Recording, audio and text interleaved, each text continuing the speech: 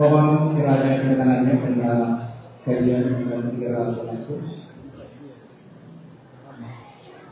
Ya, mohon ketenangannya, kajian akan segera berlangsung.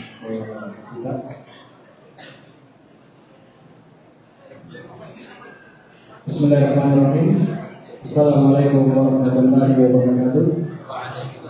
Alhamdulillahirabbil alamin.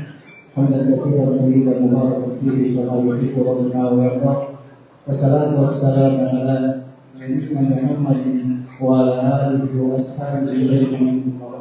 Alhamdulillah, kita bersyukur kehadirat dan nikmat dari Allah Subhanahu wa taala.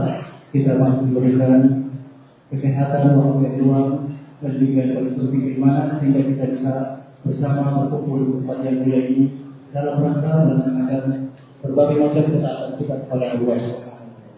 Seperti yang kita ketahui bersama bahwasanya di malam hari ini di Masjid ini akan berlangsung dari rangkaian Safar Tilawah Al-Ustaz Al-Fani Al-Ustaz Ahmad Zainuddin Al-Bajari Yarsi Hafidhahullah Ta'ala.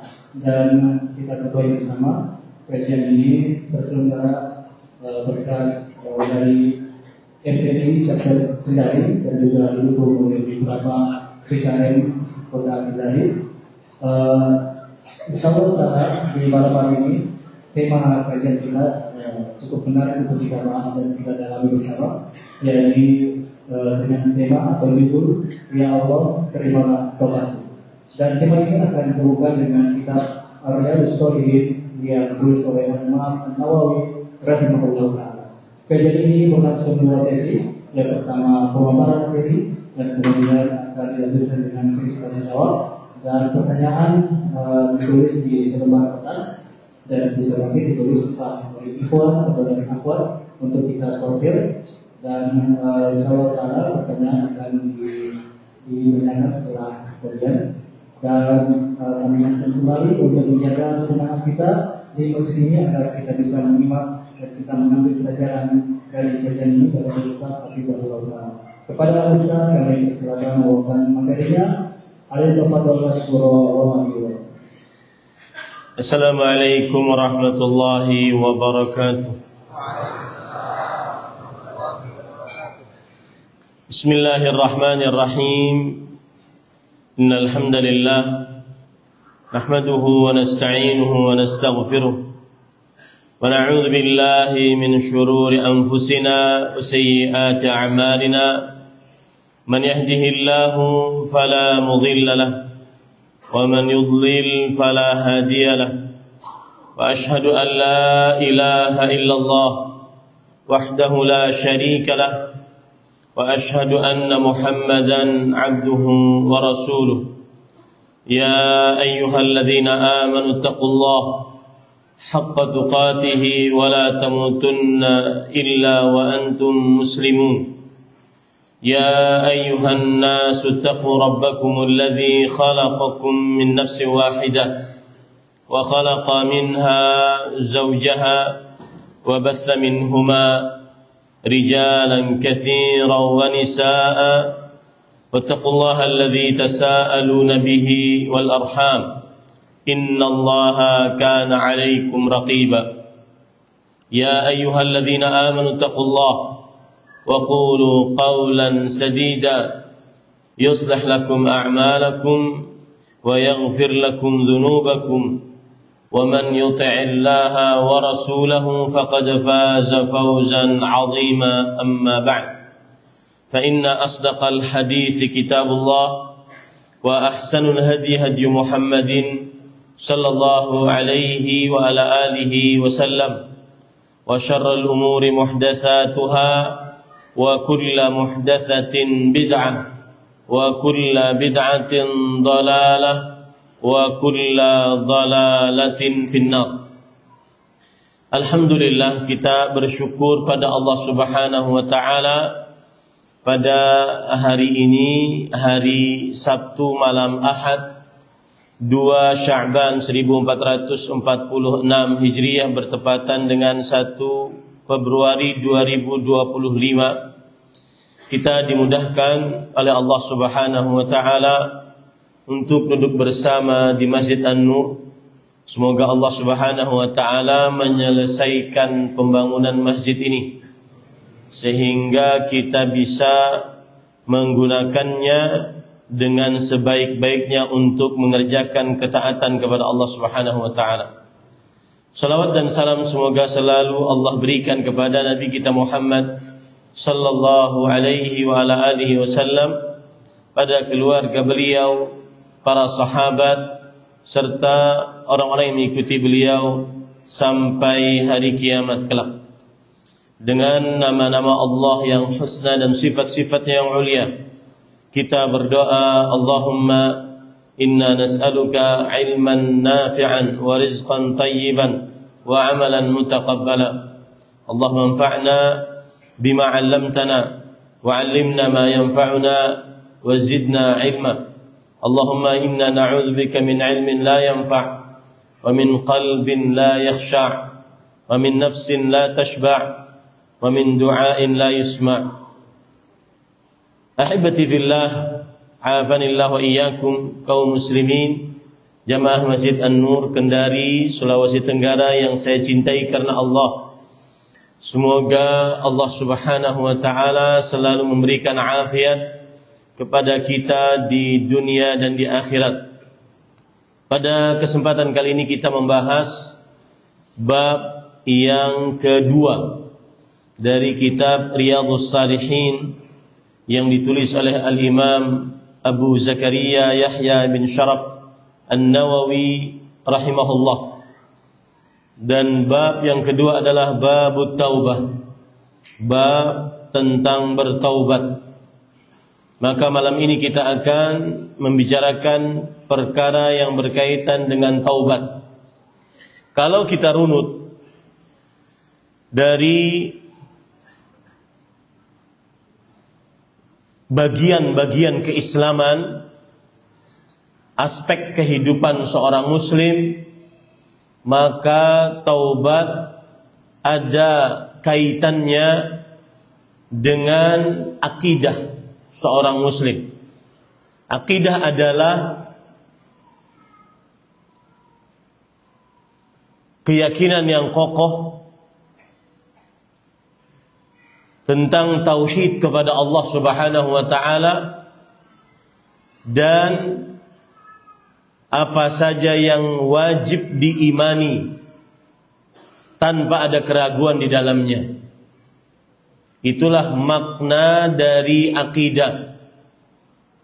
Nah, taubat bagian dari perkara akidah, yaitu kita meyakini dengan seyakin-yakinnya bahwa Allah Jalla fi'ula memiliki nama At-Tawwab, yang artinya katsirut taub, yang artinya banyak mengampuni dosa.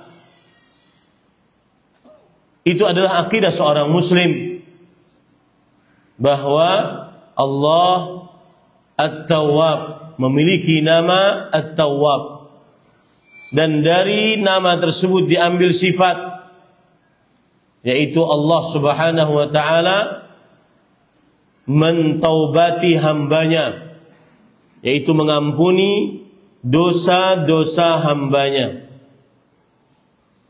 Kemudian juga yang menjadi akidah seorang muslim dalam perihal taubat, bahwa Allah Subhanahu wa taala telah menghabarkan kepada kita bahwa Allah mengampuni dosa-dosa seluruhnya jika seorang hamba bertobat kepada Allah. Innallaha yaghfirudz dzunuba jami'an. Sesungguhnya Allah mengampuni dosa-dosa seluruhnya. Ini kalau kita lihat dari aspek kehidupan seorang muslim yang berkaitan dengan akidah, bahwa tema ini erat kaitannya dengan akidah. Dan setiap tema kajian yang berkaitan dengan akidah, maka dia adalah tema yang penting. Karena akidah bagaikan ruh dalam anggota tubuh. Anggota tubuh seseorang tidak akan hidup tanpa ruh. Akidah bagaikan akar pada sebuah pohon. Pohon tidak akan tumbuh menjulang ke langit, berbuah, diambil buahnya tanpa akar yang kokoh. Begitulah akidah. Akidah bagaikan fondasi dalam sebuah bangunan. Fadilat Syekhuna Abdul Muhsin bin Hamad Al-Abbad hafizahullah, beliau mengatakan al-ikhlas bimanzilati minal amal bimanzilati ruhi minal jasad. Akidah yang benar, keikhlasan, tauhid, jika dihubungkan dengan amal ibadah, dia bagaikan ruh pada anggota tubuh. Wa bimanzilati al-asas minal bunyan, dan dia bagaikan pondasi dalam sebuah bangunan.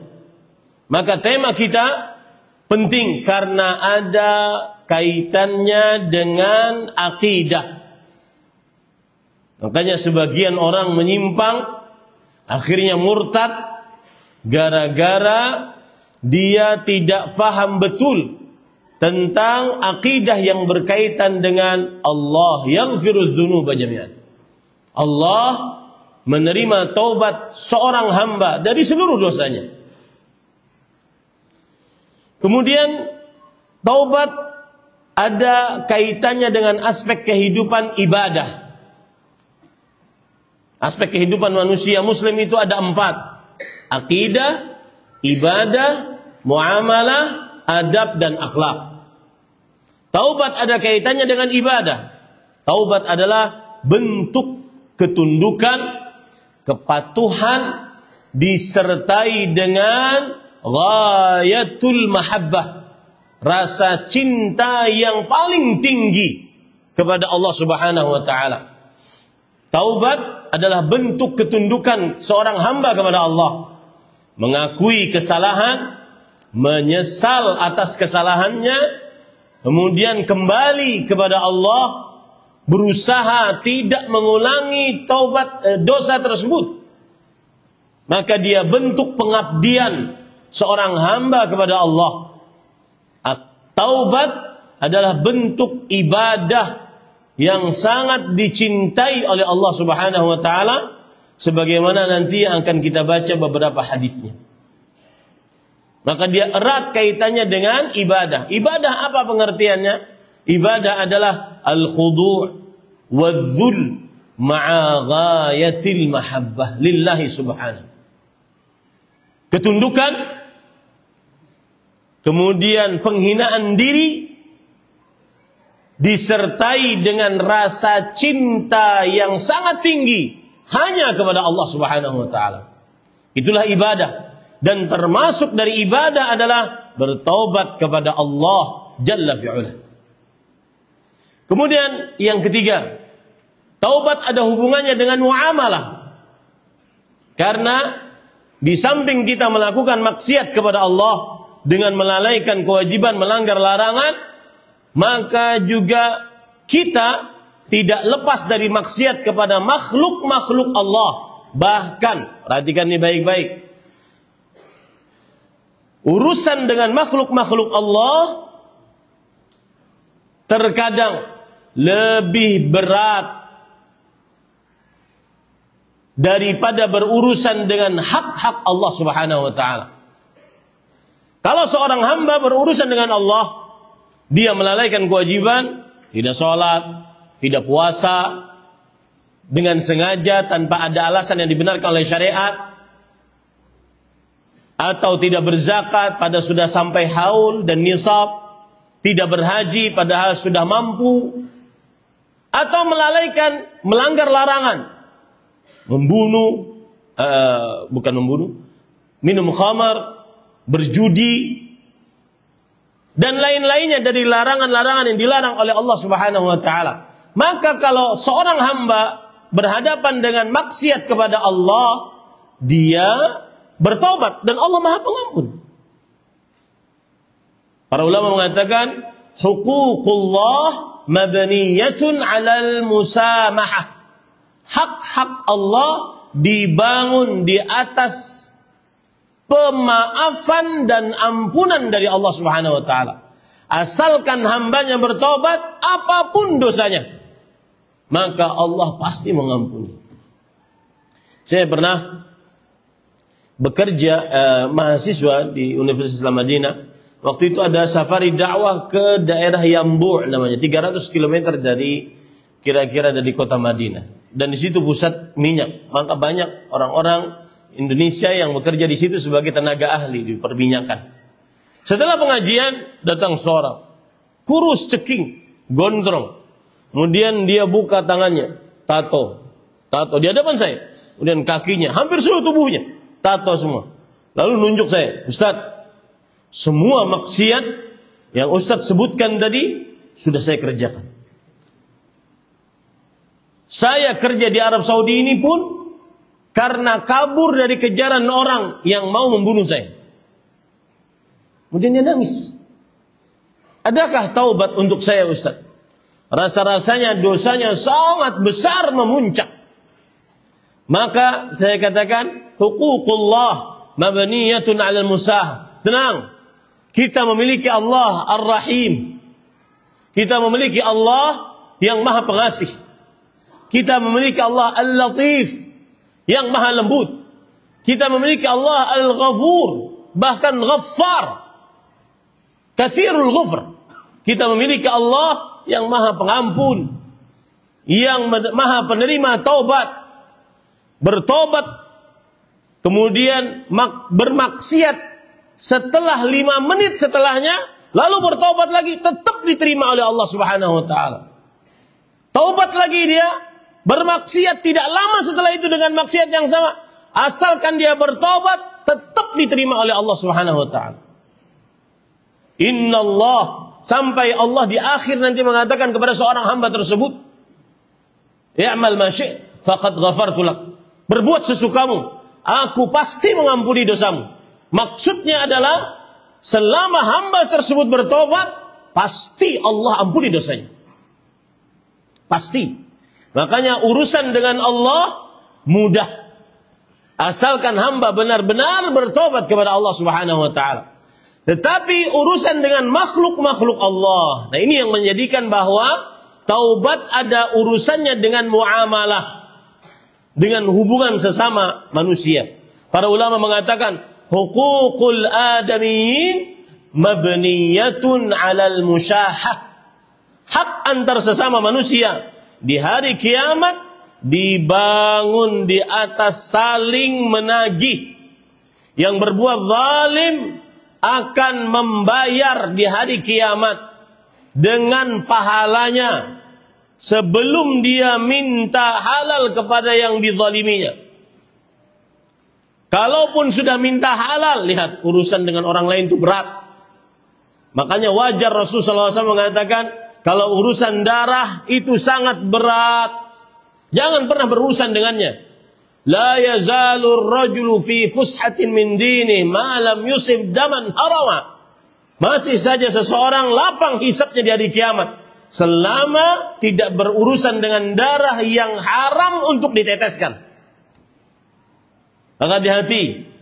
Kadang-kadang kita lihat di media sosial, suami menggerebek istrinya dengan laki-laki lain, membawa teman-temannya suami, kemudian sang lelaki yang berselingkuh dengan istrinya dipukulin sampai mati. Ini berdosa besar. Zinanya dia dengan istri orang dosa besar. Tetapi termasuk dosa besar juga membunuhnya orang tersebut tanpa kebenaran. Imam Ahmad rahimahullah ta'ala mengatakan, "Ma a'lamu dzanban a'zama ba'da syirki min qatlin nafsi bighairi haq." Aku tidak pernah mengenal dosa yang lebih berat setelah kesyirikan dibandingkan membunuh tanpa kebenaran. Urusannya dengan manusia susah. Saling tagih-menagih nanti di hari kiamat. Anda mungkin bisa mengelak dari seseorang di dunia, tapi di hari kiamat tetap akan dihadapkan oleh Allah Subhanahu wa taala. Kenapa? Karena pengadilan hari kiamat, wa nadha'ul mawazin al-qista yaumil qiyamah. Kami letakkan timbangan-timbangan yang adil di hari kiamat. Orang yang berhutang, kemudian dia kabur, bawa harta orang, kemudian dia kabur. Mungkin dia di dunia selamat, tidak dicari. Tapi di akhirat, maka dia tetap akan berhadapan dengan orang tersebut. Bahkan sampai-sampai, dan ini tanda hari kiamat para ikhwah yang dirahmati oleh Allah Subhanahu wa taala. Ini tanda hari kiamat, hati-hati. Nanti kata Rasul sallallahu alaihi wasallam akan terjadi la taqumus sa'ah.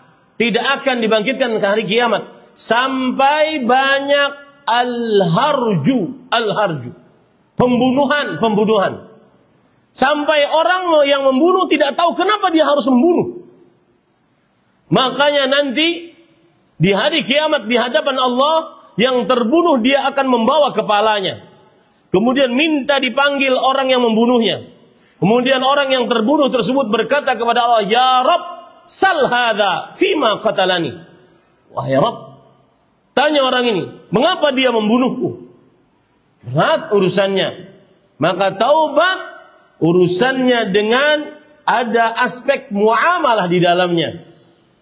Hutang yang tidak bayar-bayar. Bahkan saya ingatkan, terutama yang sudah mengaji dakwah sunnah, yang sudah kenal dakwah sunnah, harus lebih amanah. Kalian adalah orang-orang yang menjadi contoh teladan bagi yang lain. Jangan sampai ada perkataan berurusan duit dengan orang yang sudah ngaji, susah. Bayarnya pakai password, afwan akhi. Jangan ya. Ya, bayar. Kalau Anda bisa mengelak dari dia, bisa tidak bayar, di pengadilan hari kiamat tetap akan didatangkan nanti di hari kiamat. Maka taubat ada urusannya dengan muamalah. Taubat ada urusannya dengan adab dan akhlak. Oleh karena itu tema malam ini sangat penting karena berkaitan dengan 4 aspek kehidupan manusia. Akidahnya, ibadahnya, muamalahnya, adab dan akhlaknya. Taib. Tema malam ini juga penting. Kenapa? Karena kita sudah diciptakan dan digariskan takdir kita oleh Allah adalah makhluk yang selalu berbuat dosa. Selalu berbuat dosa. Tidak bisa tidak. Siapapun orangnya. Kecuali yang dirahmati oleh Allah Subhanahu wa ta'ala. Bahkan banyak berbuat dosa. Rasulullah sallallahu alaihi wasallam bersabda dalam hadis riwayat Tirmidzi, "Kullu bani Adam khata'." Setiap anak Adam adalah orang yang selalu melakukan kesalahan. Kul laf yadullu ala a'ammil umum. Aqwa siyagin yadullu ala al-umum.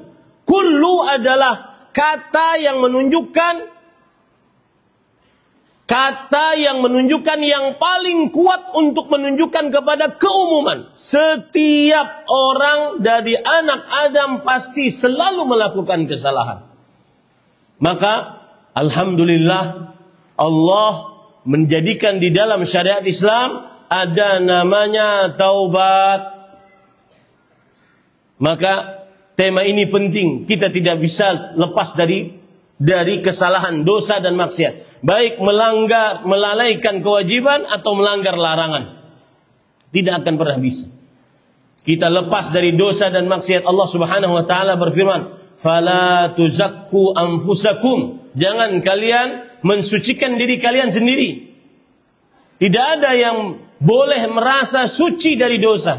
Kita semua adalah pendosa. Pernah dalam kajian, saya punya kajian dengan judul membaca kitab Mukaffiratudz Dzunub wal Khataya ala Dawil Kitab was Sunnah.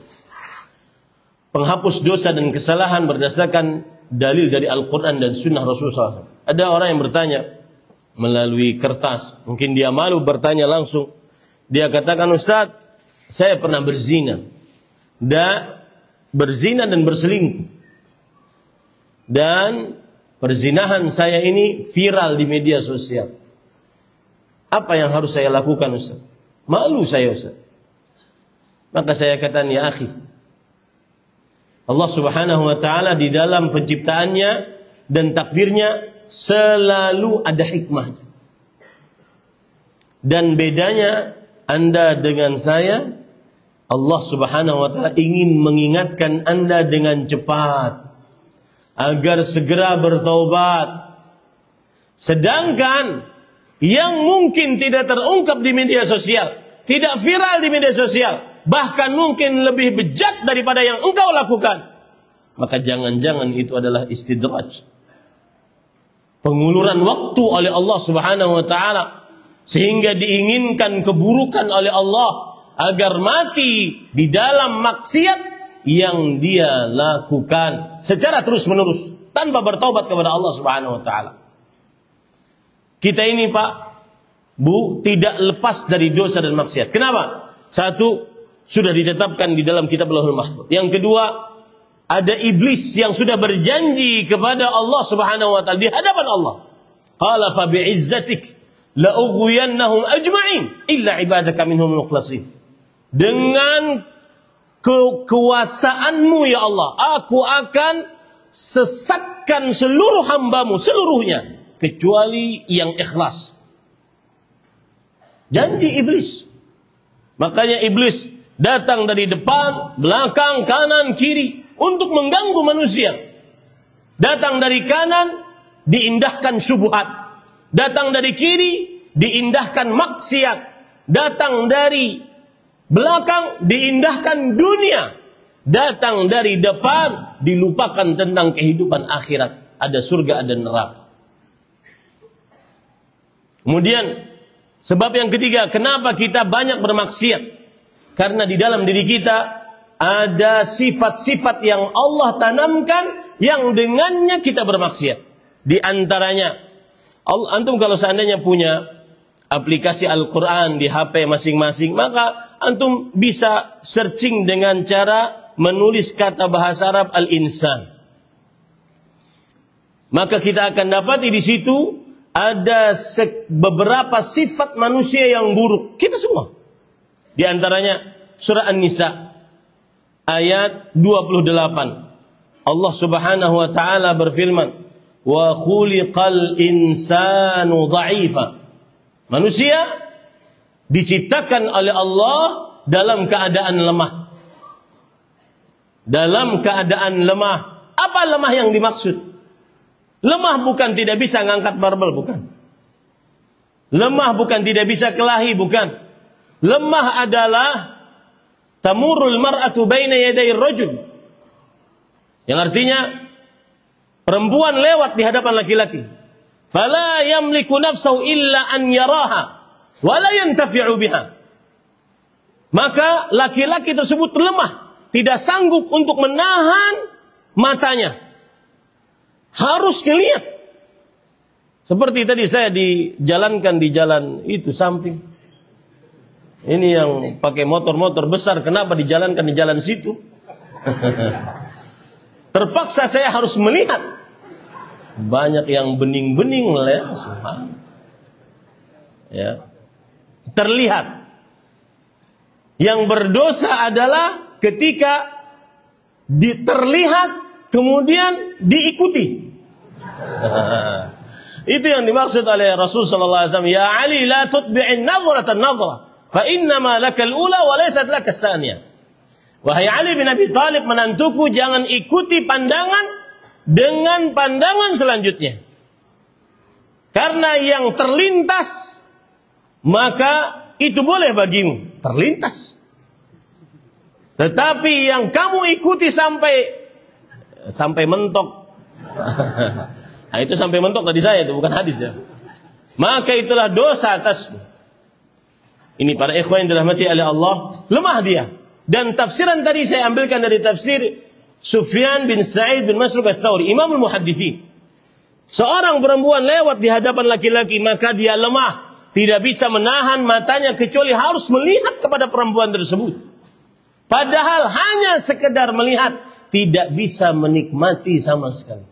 Sama seperti seorang setiap sebelum tidurnya merupakan habit bagi dia scroll. Sampai jam 2, jam 3 pagi. Hanya sekedar melihat.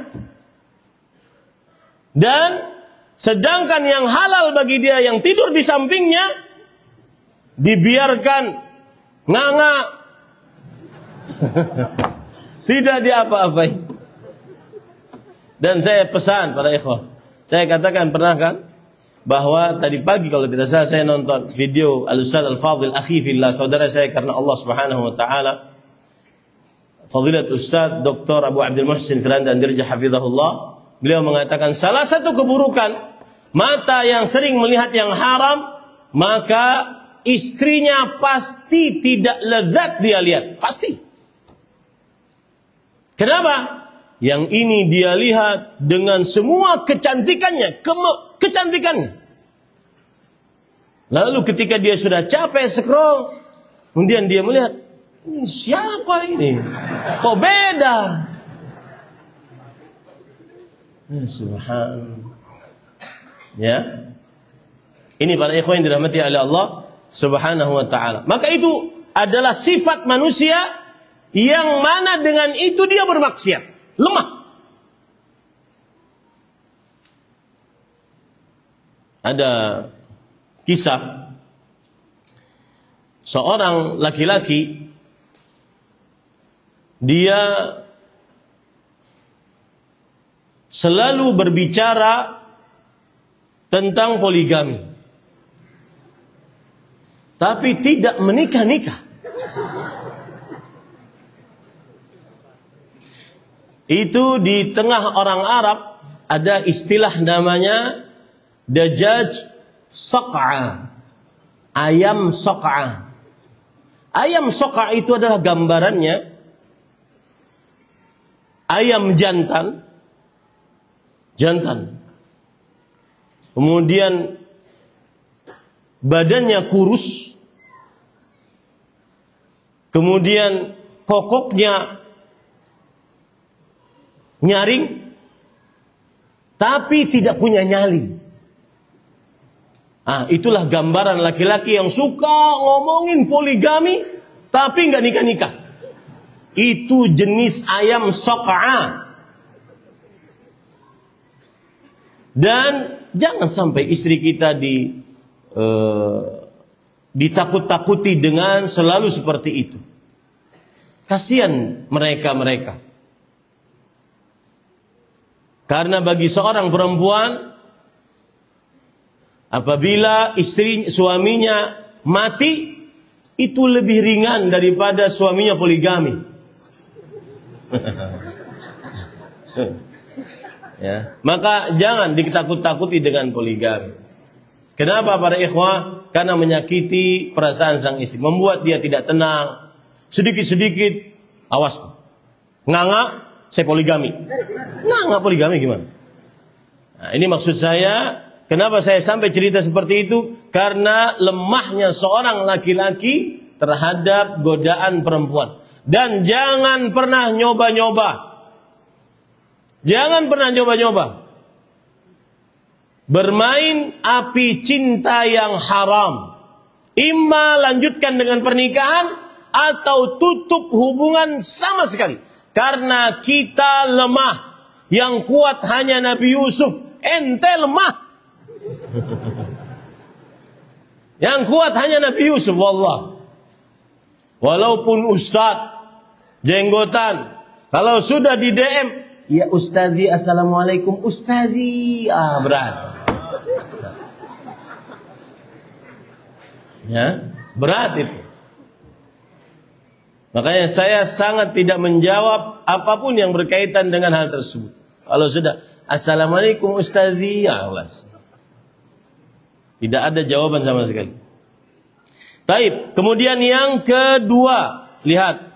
Allah Subhanahu wa taala berfirman di dalam surat Yunus ayat 12. Ini saya masih ingin menceritakan bahwa kenapa kita pembicaraan taubat ini penting, karena manusia banyak sifat-sifat di dalam dirinya yang dengannya dia bermaksiat kepada Allah. Allah berfirman di dalam Al-Quran surat Yunus ayat 12.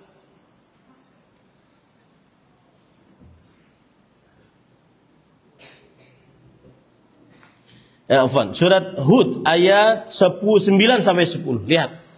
Walain adzaqnal insana minna rahmah thumma naza'naha minhu innahu layausun kafur. Lihat, ini banyak manusia termasuk kita semua bersikap seperti ini. Jika kami rasakan kepada manusia nikmat dari kami, lalu kami uji manusia tersebut dengan dicabutnya nikmat tersebut. Dirasakan dia sehat, dirasakan dia kaya, dirasakan dia lapang hidupnya, nyaman, mau kemana saja dia bisa, mau makan apa saja dia bisa, mau berpakaian apa saja dia bisa, membeli dan memakainya. Lalu dicabut sedikit saja nikmat tersebut, maka apa yang terjadi kepada manusia tersebut? La ya'usun kafur. Sungguh manusia itu langsung putus asa dan kufur terhadap nikmat-nikmat Allah yang pernah Allah berikan kepada hamba tersebut. Ya, itu sifat manusia. Dia sakit setelah sehat, miskin setelah kaya, kemudian sulit setelah nyaman. Pasti sebagian dari manusia kecuali yang dirahmati oleh Allah yaus kafur. Yaus kafur. Yaus artinya suka putus asa, suka menggerutu. Sedikit naik SPP langsung nulis status qadarullah, anak dipindahkan dari sekolah sunnah, SPP naik. Para ikhwan yang dirahmati oleh Allah, ahli tauhid pantang untuk mengeluh di media sosial. Ahli tauhid dia hanya mengeluh di hadapan Allah Subhanahu wa taala. Idza jalasta fi dhalamil lail, kata Imam Ibnu Jauzi rahimahullah, jika engkau duduk di kegelapan malam, tas'alu minallahi hajatak, minta kepada Allah hajatmu. Fasta'mil akhlaqal atfal, gunakanlah kebiasaan anak kecil di hadapan orang tuanya. La yatrukuka hatta tu'tiyah. Anak kecil kalau minta kepada kita apa saja, tidak akan pernah berhenti tantrumnya sampai kita kasih, baru selesai. Begitulah seorang hamba yang mengeluh ke hadapan Allah Subhanahu wa taala. Pantang ahli tauhid untuk mengeluh di hadapan makhluk. Yaus, kafur, kufur terhadap nikmat yang pernah Allah Subhanahu wa taala berikan. Kemudian di ayat yang ke-10, wala in adzaqnahu na'ma ba'da dharra massatu la yaqulanna dhahaba sayyi'atu anni. Kalau seandainya dia diberikan kesehatan setelah sakit, kebalikannya. Sehat setelah sakit, kaya setelah miskin, lapang setelah sulit, nyaman setelah sulit, lupa diri.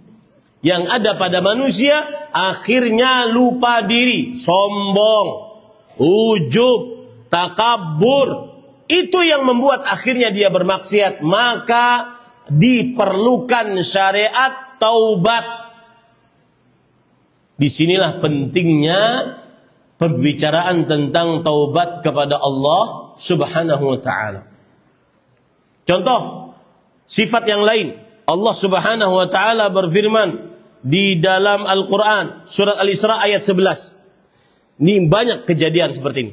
Wa yad'ul insanu bisyarri du'aahu bil khair wa kana al-insanu ajula. Seorang manusia sering berdoa kepada Allah agar dirinya mendapatkan keburukan sebagaimana dia berdoa meminta kebaikan kepada Allah. Kenapa? Karena tergesa-gesa. Sifat tergesa-gesa adalah sifat yang ada dalam diri kita semua, yang dengannya kita bermaksiat kepada Allah. Contoh misalkan, ini motor masuk bengkel, sudah sebulan masuk bengkel, tentunya kita ingin pakai. Kemudian setelah dinyalakan sampai rumah, alhamdulillah, dari bengkel ke rumah, alhamdulillah. Pas mau menyalakan lagi, mogok lagi. Langsung dia mengumpat dengan lisannya, sudah mati sekalian ki. Capek saya ngurus kamu. Ya Allah, matikan saya saja. Sering nggak begitu? Ada orang-orang yang kalau ditimpa musibah sedikit langsung berdoa keburukan untuk dirinya. Atau berdoa keburukan untuk istrinya, untuk anaknya. Dasar ini, anak brengsek. Itu brengsek sampai tua. Gara-gara lisan orang tuanya. Hati-hati. Ya, jangan berdoa keburukan kalau kita sedang dapat kesulitan. Jaga lisan kita. Wa yad'ul insanu bisyarr du'aahu bil khair. Manusia sering berdoa keburukan sebagaimana dia minta kebaikan. Kenapa? Karena tergesa-gesa. Dengan sikap tergesa-gesa inilah kadang-kadang terjadi perceraian di tengah rumah tangga. Seorang istri dengan tergesa-gesanya marah kepada suaminya, padahal cuma mimpi suaminya poligami. Maka sang istri kemudian dengan tergesa-gesanya mengatakan, sudah ceraikan saya.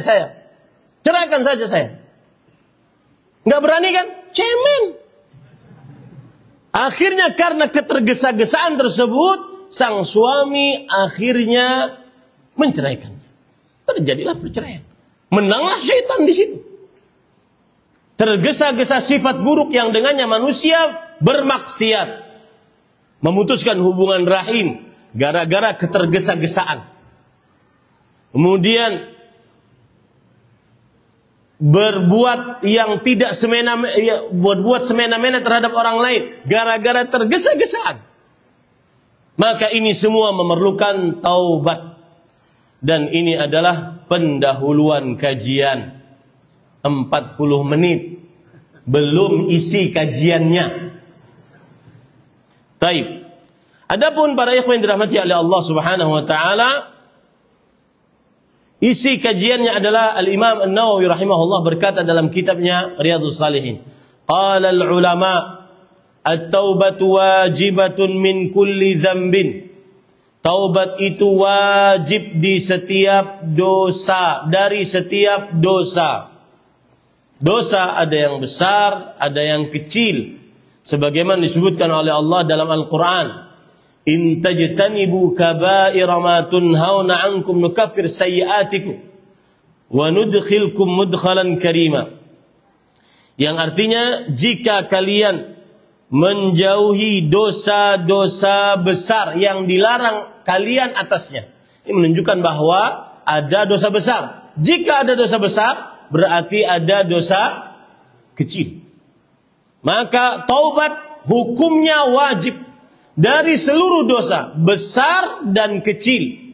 Timbul pertanyaan sekarang, apa pengertian dosa besar dan apa definisi dosa kecil? Dosa besar, berkata turjuman Al-Quran, ahli tafsir di generasi sahabat, Abdullah bin Mas'ud radhiyallahu anhu, Abdullah bin Abbas radhiyallahu anhu. Beliau berkata, kullu dzambin khatamahu Allah binarin aw la'nah aw 'adzab aw ghadab fahuwa kabirah. Setiap dosa yang diancam dengan laknat, neraka, murka dan siksa oleh Allah, maka itu adalah dosa besar. Setiap dosa yang ada dilaknat oleh Allah pasti dosa besar. Yang ada murka oleh Allah pasti dosa besar. Yang ada kemarahan oleh Allah pasti dosa besar. Ada siksa tertentu oleh Allah pasti dosa besar. Maka wajib kita bertobat dari dosa besar. Dan arti wajib adalah ma amara bihi syari' amran jaziman ustuhiqqa bil 'adzabi tarikuhu fa'iluhu 'amdan mutlaqa. Tarikuhu 'amdan mutlaq. Yang artinya segala perintah yang diperintahkan oleh syariat dengan perintah yang keras diancam dengan siksa bagi yang tidak mengerjakannya dengan sengaja secara mutlak. Maka yang tidak bertobat berdosa. Karena hukum taubat adalah apa? Wajib. Dan bertobat wajib dari setiap dosa. Baik dosa yang besar atau dosa yang kecil. Lalu Ustaz, apa dosa kecil? Dosa kecil adalah setiap yang tidak ada ancaman neraka, laknat, murka, dan siksa dari Allah Subhanahu wa ta'ala. Tetapi meskipun para ulama dan Allah Subhanahu wa taala membagi ada dosa besar, ada dosa kecil, maka jangan sampai remehkan dosa kecil. Karena para ulama mengatakan la saghirata ma'al israr. Tidak ada dinamakan dosa kecil jika dikerjakan secara terus-menerus. Bukan namanya dosa kecil kalau dikerjakan secara terus-menerus. Dan juga tidak dinamakan dosa kecil kalau saat mengerjakannya tidak tahu malu kepada Allah. Dan juga tidak dinamakan dosa kecil kalau saat mengerjakannya tidak peduli dengan besarnya hukuman Allah Subhanahu wa taala. Dan juga tidak dinamakan dosa kecil kalau saat mengerjakannya seseorang tidak takut akan siksa dari Allah Subhanahu wa taala. Ini para ikhwan yang dirahmati oleh Allah Subhanahu wa taala. Baik. Kemudian Imam Nawawi berkata, "Fa in kanatil ma'siyatu bainal 'abdi wa bainallahi ta'ala la tata'allaqu bihaqqi adamiyyin falaha syurutun, thalathatu syurut." Jika dosa tersebut antara hamba dengan Allah, sebagaimana sudah saya sebutkan tadi, maka tidak ada hubungannya dengan manusia, maka dia ada 3 syarat. Yang pertama, ini syarat bertaubat, an yuqli'a 'anil ma'siyah halan fauran, melepaskan dosa dan maksiat tersebut dengan segera, tidak tanpa tunda. Nah, ini yang kadang kalau seorang perempuan yang asalnya tidak berjilbab padahal dia sudah muslimah, baligh, berakal, maka kemudian dia tidak berjilbab, lalu dia memakai jilbab yang tidak menutup seluruh tubuhnya, seperti jilbab pasmina, kain pasmina. Itu bukan jilbab yang dibenarkan dalam syariat Islam. Ya, itu jilbabnya ala jahiliyah. Jangan kemudian setelah itu ada orang yang berkata, "Ustaz, ini kan pakaian masih mending, dulu saya buka aurat." Maka jawabannya tidak. Yang namanya taubat, syarat pertamanya adalah an yuqli'a 'anil ma'siyah. Dia melepaskan dari dosa itu segera, tanpa tunda, harus sempurna. Gak boleh. Misalkan, Ustaz, saya biasanya minum khamar sepekan 3 kali. Alhamdulillah saya sekarang bertobat cuma sepekan sekali. Nah, ini gak bisa. Ya, tidak bisa. Maka wajib melepaskan dosa. Ya, wajib melepaskan dosa. Contoh misalkan ada orang mengatakan kepada saya, "Ustaz, alhamdulillah Allah memberi petunjuk kepada saya untuk bertobat dari bekerja di perbankan ribawi." Alhamdulillah. Saya bilang bersyukur kepada Allah. Itu petunjuk dari Allah. Semoga antum istiqamah, banyak-banyak berdoa, hati-hati ujian di sana. Tapi Ustaz, tahun depan nggak bisa. Nggak bisa tahun depan. Kenapa tahun depan ya akhi? Jangan-jangan besok antum mati. Kemudian dia mengatakan, karena cicilan mobil masih banyak. Nggak bisa. Harus melepaskan dosa. Yang kedua, an yandama ala fi'lih, menyesal atas perbuatan dosa tersebut. Sebenar-benar penyesalan. Perbanyak istighfar, menyesal atas perbuatan dosa tersebut. Ya, kalau seandainya dia pernah berbuat kesyirikan, kalau seandainya dia pernah minum khamar, kalau seandainya dia pernah berjudi, kalau seandainya dia pernah makan riba, atau dia pinjol untuk judol. Ya Allah, saya berdoa kepada Allah, mudah-mudahan kaum muslimin diluaskan rezekinya oleh Allah SWT, sehingga tidak ada lagi pinjol untuk judol. Ya akhi, subhanallah, judol itu menang ketagihan, kalah penasaran. Itu judol, judi online. Jangan pernah masuk ke dalamnya, dosa besar. Dua-duanya dosa besar. Pinjol dosa besar karena riba, ditambah judol dosa besar. Itu zulumat fauqa ba'd. Itu kegelapan di atas kegelapan. Maka harus menyesal atas perbuatan tersebut. Yang ketiga, an ya'zima alla ya'uda ilaiha abadan. Bertekad untuk tidak mengulangi selamanya perbuatan dosa tersebut. Nah, nanti ada pertanyaan, nanti kita bahas mungkin setelah azan Isya. Nanti ada pertanyaan, Ustaz, kalau seandainya saya sudah bertekad untuk tidak mengulangi, tapi yang namanya iman naik turun, teman datang pada kita, padahal sudah saya ingin menjauh, dia tetap mendekat. Kemudian godaan begitu banyak. Bagaimana Ustaz? Maka jawabannya adalah nanti kita akan bahas setelah azan insyaallah taala. Ya, silahkan azan dulu, setelah azan kita lanjut. Nah. Saya azan dulu. Yang pertanyaan mohon kiranya dibawa di belakang di tempat azan, dan sudah mempunyai pertanyaan mohon kiranya dibawa ke sini. Allahu Akbar, Allahu Akbar, Allahu Akbar,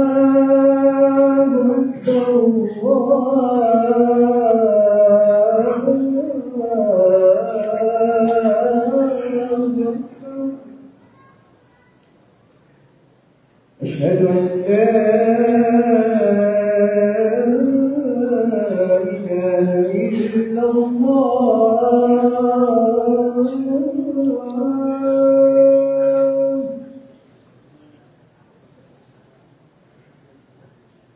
أشهد أن لا إله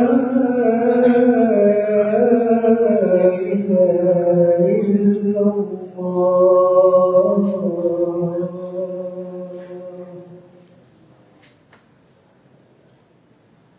أشهد أن محمدا رسول الله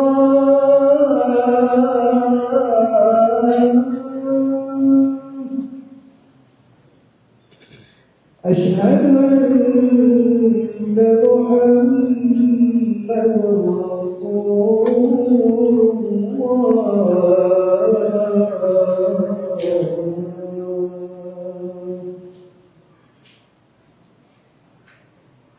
حي على حي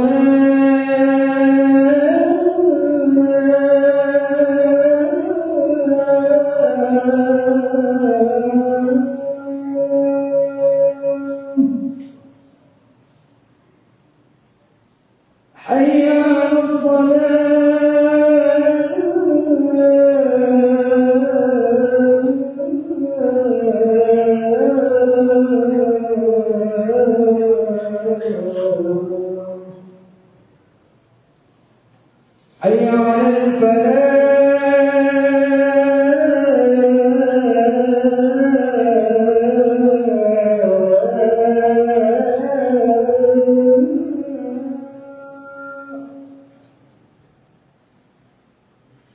حي على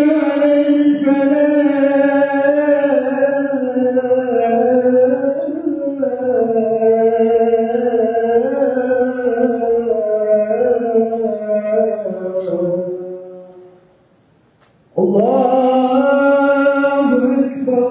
الله أكبر لا إله إلا الله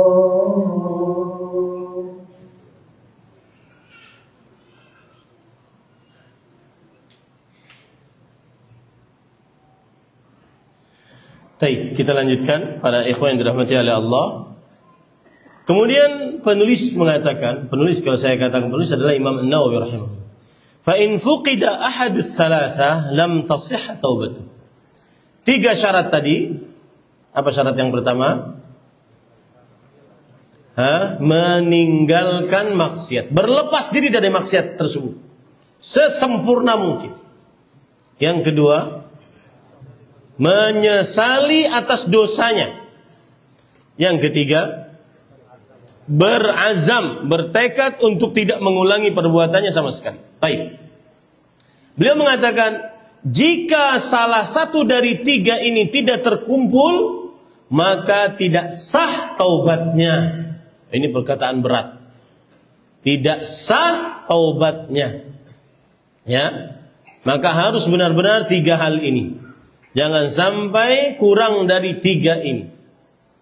Kemudian beliau mengatakan, wa in kanatil ma'siyah tata'allaqu bi adamiyyin fa syurutuha arba'atun.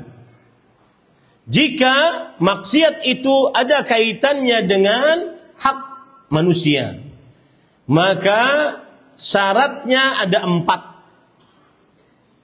Yang pertama 3 ya pertama tadi, kemudian ditambah yang keempat, wa an yabra'a min haqqi sahibiha.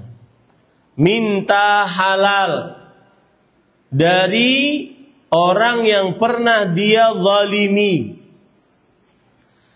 Fa in kanat malan aw nahwahu raddahu ilaih. Kalau seandainya harta yang pernah dia ambil dari orang lain, dia wajib untuk kembalikan. Wajib untuk kembalikan. Contoh, saat SMP sampai SMA, sering ngambil sesuatu dari warung Pak Haji.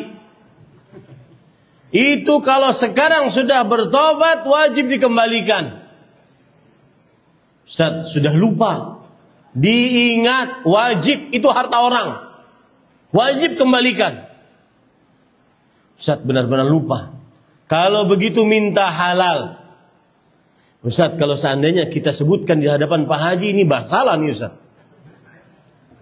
Pak Haji, saya dari kelas 1 SMP sampai SMA, setiap hari saya ngambil coklat 2. Ini masalah Ustaz. Akhirnya taubat saya bermasalah nantinya.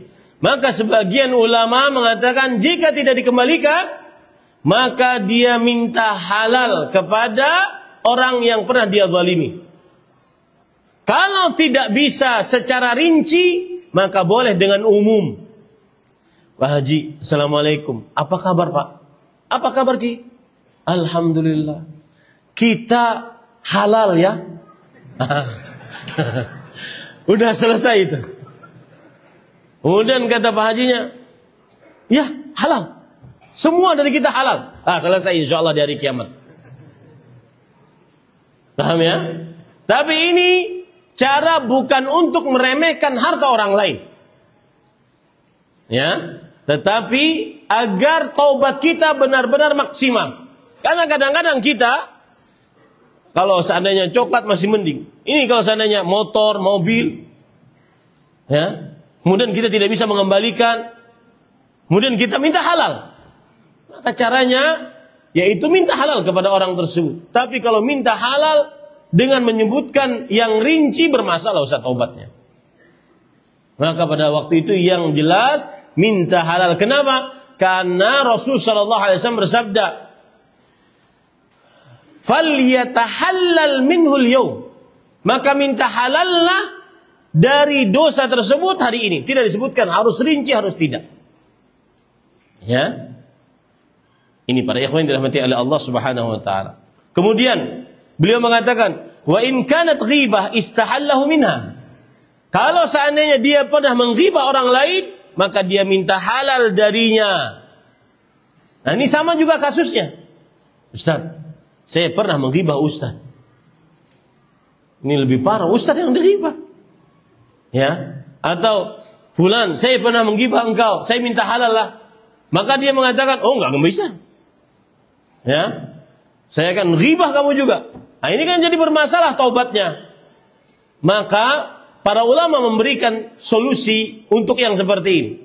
Di samping dia minta halal kepada yang pernah dia ghibah, kalau seandainya bermasalah dengan dia minta halal tersebut, maka dia melakukan kebalikan dari ghibahnya.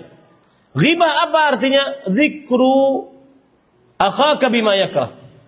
Menyebutkan aib saudaramu dengan sesuatu yang tidak dia sukai, tidak di hadapannya. Maka di mana kamu pernah menghibah orang, disitulah kamu muji dia.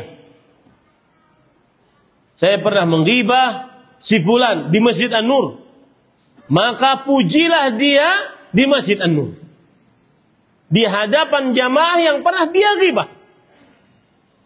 Begitu cara yang disebutkan oleh sebagian para ulama rahimahumullahu taala.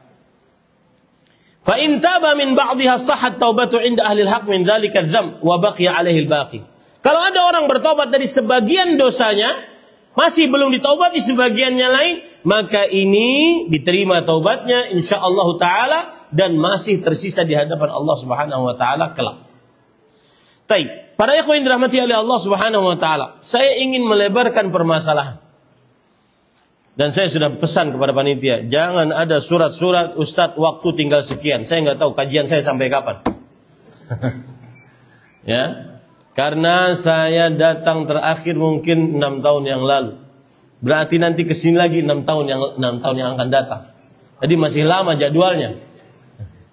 Ya. 10 tahun katanya juga. Ya, maka mohon dimaklumi kalau agak lama. Saya akan perlebar permasalahan ini dan saya akan ambilkan dari luar kitab Riyadhus Shalihin. Perhatikan baik-baik para ikhwah yang dirahmati oleh Allah Subhanahu wa taala. Yang patut diperhatikan dalam perihal taubat. Poin penting adalah at-taubah wadhifatul umur. Taubat itu tugas sepanjang umur. Taubat tugas sepanjang umur. Perhatikan itu baik-baik. Tidak berhenti dengan kita sudah berhijrah. Tidak. Taubat tugas sepanjang umur. Itu poin yang penting. Kemudian yang selanjutnya. Para ikhwan yang dirahmati oleh Allah Subhanahu wa taala, ini perkara yang sangat indah. Dan ini saya ingin mengajak kepada kaum muslimin yang mungkin dulunya pernah bermaksiat, bahkan dengan segala macam bentuk maksiat. Banyak saya Ustaz terperosok dalam maksiat. Lihat apa yang saya ucapkan sekarang. Karena sebagian orang begini para ikhwan. Sebagian orang ada yang tidak mau bertobat karena menganggap dirinya dosanya terlalu banyak. Saya bingung Ustaz, mau bertobat dari mana?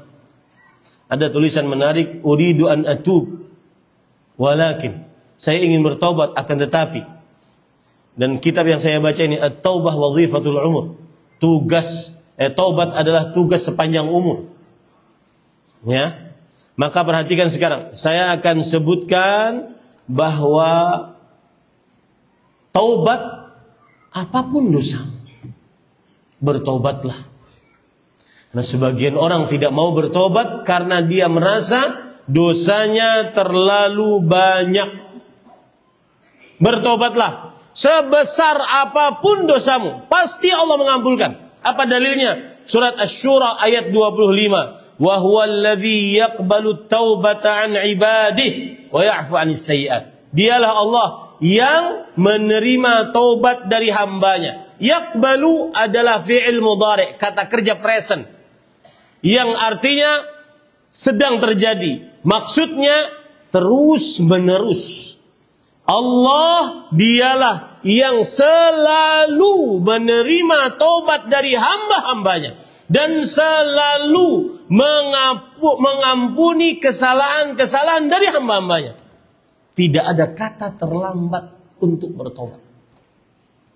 Satu saja terlambat saat bertobat, ketika nafas sudah ditenggorokan dan ketika Dajjal sudah datang, baru terlambat. Apapun dosamu, bertobatlah kepada Allah. Allah menerima taubat. Mau dosanya bertumpuk-tumpuk sampai menjulang ke langit, bertobatlah, Allah mengampuni dosa. Perhatikan perkara yang menarik para ikhwan yang dirahmati oleh Allah Subhanahu wa taala. Allah berfirman dalam surah Al-Buruj ayat 10, innal ladzina fatanul mu'minina wal mu'minat thumma lam yatubu falahum adzabu jahannam walahum adzabul hariq. Yang artinya, sesungguhnya orang-orang yang membunuh orang-orang yang beriman, laki-laki dan perempuan, kemudian mereka tidak bertaubat, maka bagi mereka neraka jahanam dan bagi mereka siksa yang membakar. Berkata Al-Hasan Al-Basri, Al-Hasan bin Al-Yasar Al-Basri, seorang tabi'i, muridnya sahabat Nabi. Beliau mengatakan, unzuru, lihat, yang masih merasa berat untuk bertobat karena saking banyaknya dosa. Lihat perkataan salaf. Unzuru, perhatikanlah, wahai kalian seluruhnya, ila hadzal karami wal jud. Bagaimana pemurahnya Allah, bagaimana dermawannya Allah. Qatalu awliya'ah wa huwa yad'uuhum ila taubat wal maghfirah.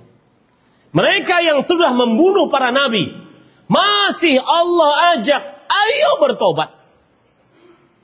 Kita semua tidak ada yang membunuh seorang nabi. Dosa membunuh seorang nabi kita tidak pernah lakukan. Maka yang pembunuh para nabi saja diajak oleh Allah Subhanahu wa taala, ayo bertobat. Bagaimana dosa yang di bawah itu? Jangan putus asa dengan maksiat yang pernah kita kerjakan. Allah berfirman dalam surah Al-Maidah ayat 74, "Afala yatubuna ila Allah wa yastaghfirunahu wallahu ghafurur rahim." Mengapa mereka tidak bertobat kepada Allah?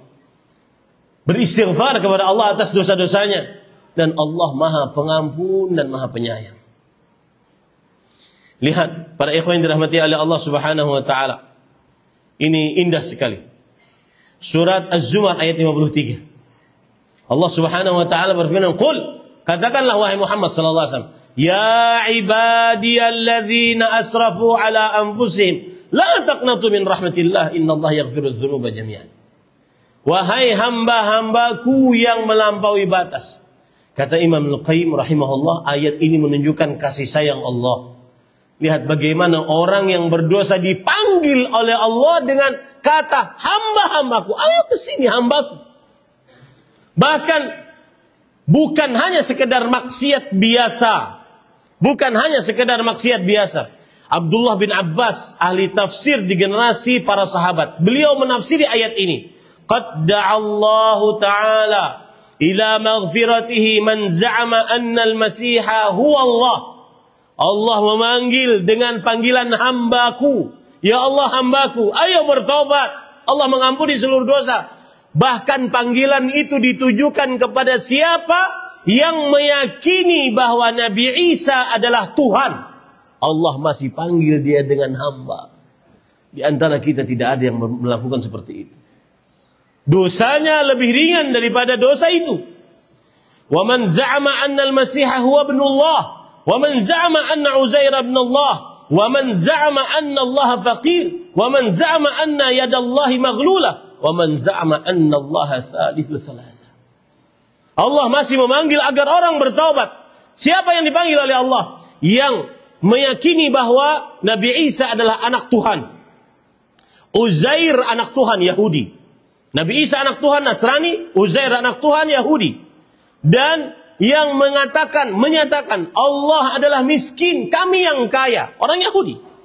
Kemudian yang menyatakan Allah bakhil, tangan Allah terbelenggu, Allah tidak ngasih, Allah bakhil. Yang menyatakan Tuhan ada tiga dalam satu. Allah masih panggil mereka dalam surah Al-Maidah ayat 74. Afala yatubuna ila Allah. Mengapa tidak bertobat? Maka para ikhwah yang dosanya lebih rendah daripada mereka-mereka itu, semestinya kita lebih pantas untuk bertobat kepada Allah Subhanahu wa taala. Semestinya kita lebih pantas untuk mendapatkan panggilan, ya ibadi, wahai hamba-hambaku. Jangan pernah untuk malas bertobat. Karena alasan seseorang bermaksiat yang banyak kepada Allah Subhanahu wa taala. Bahkan ini lebih parah lagi. Allah Subhanahu wa taala mengajak Fir'aun yang mengaku jadi Tuhan, yang mengatakan ana rabbukumul a'la, aku Rabb kalian yang paling tinggi, yang mengatakan ma'alimtu lakum min ilahin ghairi, aku tidak mengetahui ada Tuhan bagi kalian selain aku. Allah Subhanahu wa taala masih memberikan kepada Firaun, ayo taubat. Maka wahai kaum muslimin yang hadir, apapun dosamu, Ustaz saya pernah melakukan kesyirikan, membunuh, berzina, minum khamar, dan zina para ikhwah, itu terutama para perempuan. Tadi saya di Konawe saya sebutkan ini. Zinal mar'ah syarrun min zinar rajul. Zina perempuan lebih buruk daripada seorang laki-laki berzina. Seorang perempuan berzina lebih buruk daripada seorang laki-laki berzina. Apalagi di zaman sekarang, gara-gara media sosial yang mendidik anak-anak muda, bahkan tahap SD, sudah melakukan perbuatan yang melanggar dari kesucian kemaluan. Maka hati-hati para ikhwan yang dirahmati oleh Allah Subhanahu wa taala. Meskipun demikian, bertobatlah kepada Allah.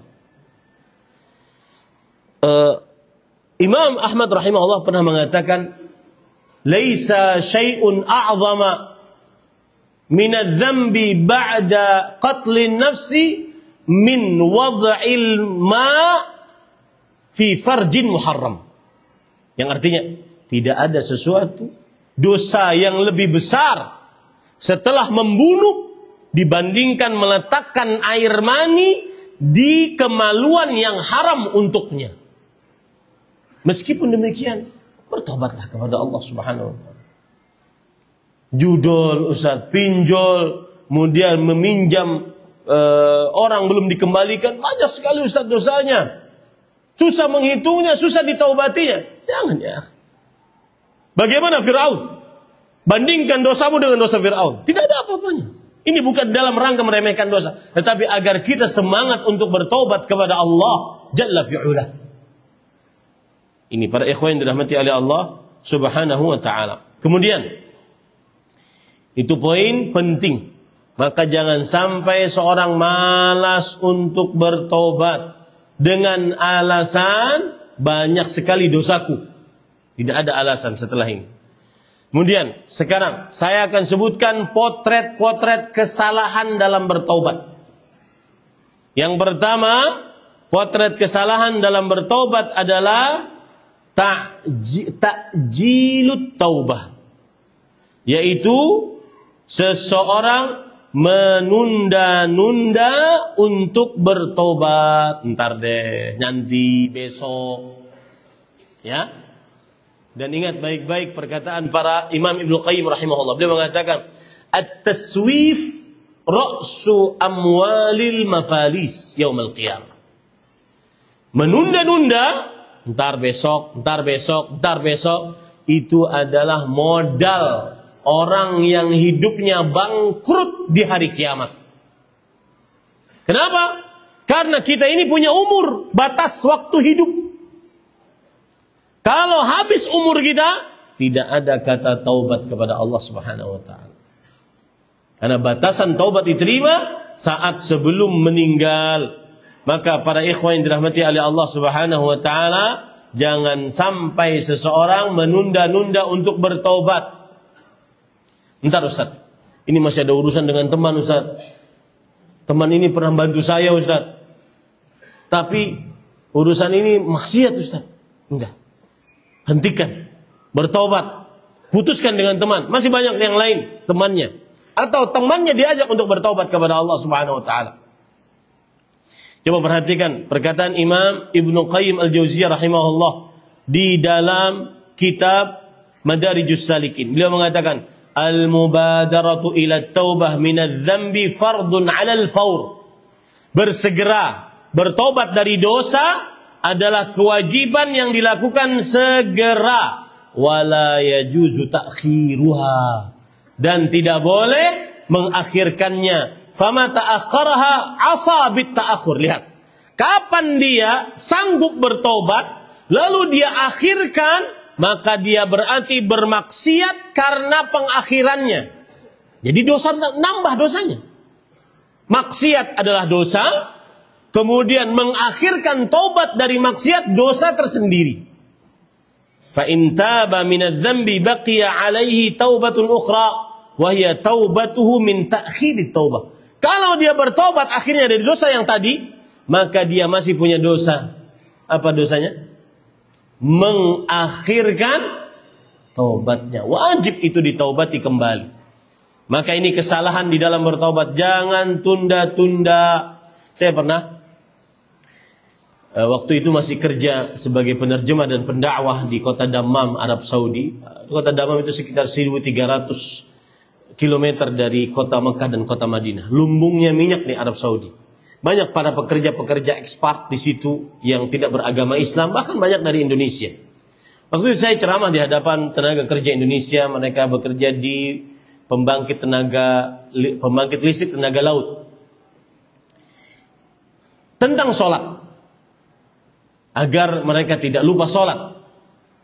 Maka ada seorang yang menyeletuk, "Ustaz, kami kesini banyak biaya yang kami keluarkan Ustaz, capek kami. Lalu Ustaz datang-datang nasihatin kami untuk sholat." Enggak Ustaz, nanti sholat kalau sudah pulang ke Indonesia Ustaz. Di sini kami memburu real dan dolar. Ada sebagian orang yang shift kerjanya 3 kali sehari. 9 to 4, 8 sampai 4, kemudian 6 sampai 10, kemudian 12 sampai 6. 3 kali sehari. Benar-benar pemburu real dan dolar. Maka tidak sempat, menurut mereka tidak sempat kami sholat Ustaz. Nanti aja sholat saat saya sudah pulang ke Indonesia, kalau sudah pensiun. Kalau antum dapati makhluk seperti ini, apa yang akan antum dakwahkan kepada mereka? Tentunya tidak boleh ditonjok. Harus lembut, santun kepada yang didakwahi. Kemudian kita katakan kepada Bapak, "Pak, siapa yang menjamin?" Ini ya, perhatikan. Yang sering nunda-nunda taubat. Ini semua. Yang sering nunda-nunda taubat. Jadi kesalahan dalam bertaubat. Jawaban orang yang menunda-nunda taubat, siapa yang menjamin bahwa besok Anda mempunyai umur untuk bertaubat? Satu. Karena kullu nafsin dha'iqatul maut. Fa idza jaa ajaluhum la yastakhiruna sa'a wa la yastaqdimun. Jika telah datang batas ajal mereka, tidak pernah terlambat, tidak pernah terlalu cepat. Dan kita tidak tahu kapan datangnya. Satu, jawabannya. Yang kedua, jika Anda besok hari masih hidup, siapa yang menjamin Anda diberi petunjuk untuk bertaubat kepada Allah? Dua. Jangan-jangan besok, semakin menyimpang dari jalan Allah Subhanahu wa taala. Siapa yang jamin? Seseorang diberi petunjuk untuk bisa bertobat kepada Allah Subhanahu wa taala. Diberi petunjuk untuk sholat 5 waktu. Yang ketiga, kalaupun Anda diberi umur, diberi petunjuk untuk bertobat, siapa yang menjamin Anda diterima taubatnya oleh Allah Subhanahu wa taala? Maka jangan tunda-tunda taubat. Termasuk kekeliruan di dalam bertaubat adalah seseorang menunda-nunda taubat. Ya, menunda-nunda taubat. Dan para ikhwah, kalau taubat itu ditunda-tunda, maka kalbunya akan hitam. Kalau sudah hitam, sulit untuk dinasihati. Sulit untuk dinasihati. Yang ada adalah kalau dinasihati dia marah. Sudah, urus dirimu sendiri. Kalau saya neraka sendiri saya. Saya tantang untuk neraka. Itu. Ada orang yang seperti itu. Wa idza qila lahu taqillah akhadhatul 'izzatu bil itsm. Jika dikatakan kepada dia, takutlah engkau kepada Allah, dia langsung naik sombongnya dan mengatakan sesuatu yang melakukan dosa kepada Allah Subhanahu wa taala. Dan banyak manusia yang seperti itu. Itu sebab kenapa? Karena nunda-nunda tobat, maksiatnya menutupi qalbunya. Rasulullah SAW bersabda, "Idza adnabal 'abd", jika seorang hamba berdosa, nukitat fi qalbihi nuqtatun tawda, akan ditorehkan noktah hitam di qalbunya. Fa in naza'a wastaghfara saqula qalbu. Kalau dia beristighfar, kemudian dia melepaskan dosanya, maka hatinya, qalbunya akan kembali bening. Fa in zada zidat alaih. Tapi kalau dia terus bermaksiat, maka noktah hitamnya akan terus menutupi hatta ta'lu qalbu, sampai menutupi qalbunya. Ini yang kadang-kadang sulit untuk dinasihati. Itu bahayanya menunda-nunda taubat. Jangan terlambat untuk menunda taubat kepada Allah Subhanahu wa taala. Kemudian, permasalahan selanjutnya yang berkaitan dengan taubat adalah meninggalkan taubat karena khawatir kembali lagi kepada maksiat. Ini yang saya ceritakan di beberapa kajian selama saya di Kendari, saya pernah juga cerita tentang ini. Ustaz, saya pernah, di Konawe tadi saya ceritakan. Saya Ustaz, mendengar kajian Ustaz tentang meninggalkan yang haram, saya hapus semua video porno saya. 1 GB saya hapus. 1 GB saya hapus. Tapi Ustaz, 2 pekan setelahnya saya download 20 GB. Sampai-sampai dia bilang gini, sampai nangis dia. Sampai-sampai Ustaz, saya kadang nonton sambil istighfar, sambil nangis. Dan hati-hati itu kalau sudah kecanduan seperti itu, Pak. Jangan pernah bermain-main, terutama nih saya pesan kepada anak-anak muda dan juga kepada anak-anak kita sekarang yang memegang HP pribadi, punya akun media sosial pribadi, atau tergabung dalam grup-grup di media sosial, di platform media sosial manapun. Wallahi Pak, tallah, billah, itu sarang keburukan anak-anak kita. Nah, tidak ada mata kita yang bisa melihatnya. Nggak ada yang ditakutinya. Teman-temannya tidak ada batasan untuk mengirimkan apapun yang paling terburuk dari hal-hal yang keji. Di situ mereka belajar melihat yang haram. Di situ mereka belajar berkata-kata yang kotor, keji, kasar. Anjing, njerit, nying, njai. Padahal di rumah kita jauh pendidikan dari situ. Hati-hati para ikhwah. Punya HP pribadi, kemudian akun media sosial pribadi tanpa pengawasan sama sekali. Dan tergabung dalam grup-grup di media sosial manapun, di platform manapun. Itu sumber sarang-sarang keburukan anak-anak, bahkan anak-anak yang di bawah umur. Hati-hati para ikhwan yang dirahmati oleh Allah. Maka sekali lagi kita katakan bahwa termasuk daripada kesalahan dalam bertobat adalah seseorang menunda taubat, tidak mau bertobat. Kenapa? Karena takut kembali kepada maksiat. Para ikhwan yang dirahmati oleh Allah, apa jawaban atas orang seperti ini? Ustaz, saya capek Ustaz. Sudah taubat kembali lagi Ustaz. Taubat kembali lagi. Seakan-akan saya main-main sama Allah Subhanahu wa taala. Bahkan ada orang sudah putus asa taubatnya. Saya pernah begini. Kita kan lembaga pendidikan ya. Kemudian ada permintaan perizinan dari lembaga tertentu untuk minta izin untuk lembaga pendidikan kita. Kemudian ada visitasi. Kemudian di visitasi tersebut yang menjadi visitor sudah minta suap lah intinya. Kemudian saya bilang kepada teman-teman, saya nggak mau menemui. Saya bilang kepada teman-teman, ceramahi itu. Panitia visitasinya ceramahi. Takut kepada Allah, makan duit haram, ya, nyogok dan seterusnya. Takut kepada Allah. Kemudian setelah diceramahi habis-habisan, mereka mengatakan, terima kasih para ustadz. Kami tahu ini haram. Kami sadar ini haram. Akan tetapi, sepertinya inilah jalan hidup kami. Ini kejadian nyata ini. Makanya kami sering berpesan, kalau tidak ingin menjadi penghuni neraka seperti kami, jangan bekerja di instansi kami. Ini sebuah keputusasaan para ikhwan. Tidak boleh. Dan ini penentangan terhadap neraka. Rasulullah SAW pernah melihat seseorang yang sakit keras, tubuhnya cuma punya terbalut dengan kulit, dagingnya hilang. Rasulullah SAW mengatakan kepada orang tersebut, "Waihak, madza fa'alt?" Apa? Celaka engkau. Kamu sudah ngapain? Kemudian orang ini bercerita, saya berdoa kepada Allah, siksamu di neraka berikan saya sekarang di dunia, agar nanti di akhirat saya masuk surga. Maka kata Rasulullah SAW, waihak, la tutiqu. Celaka engkau. Sungguh engkau tidak akan sanggup. Tidak sanggup orang menahan siksa neraka. Pada yang saya merinding, subhanallah. Jangan main-main dengan nerakanya Allah Subhanahu wa ta'ala. Maka lalu jawabannya bagaimana Ustaz? Karena memang realitanya begitu. Saya bertobat kembali lagi, seakan-akan saya main-main dengan Allah Subhanahu wa taala.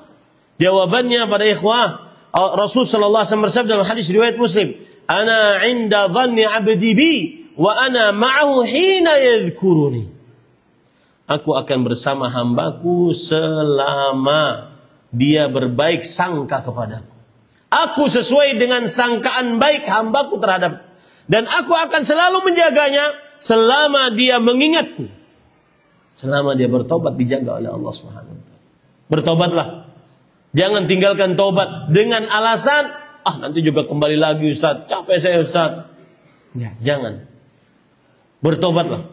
Misalkan nih, yang susah bangun subuh. Ya. Saya sudah coba Ustaz. Di sini alarm HP, di sini alarm jam, di sini istri 4 jaga saya semua Ustaz. Semuanya tidak bisa bangunin saya Ustaz, capek saya. Maka berbaik sangkalah kepada Allah. Kerjakan adab-adab tidur sebelum tidur sehingga bisa bangun subuh. Yang jelas jangan tinggalkan tobat karena alasan seseorang kan kembali lagi, dan ini termasuk daripada kesalahan atau potret kesalahan di dalam bertobat. Yang ketiga. Nah, ini sering yang terjadi. Meninggalkan tobat karena alasan takut direndahkan oleh orang.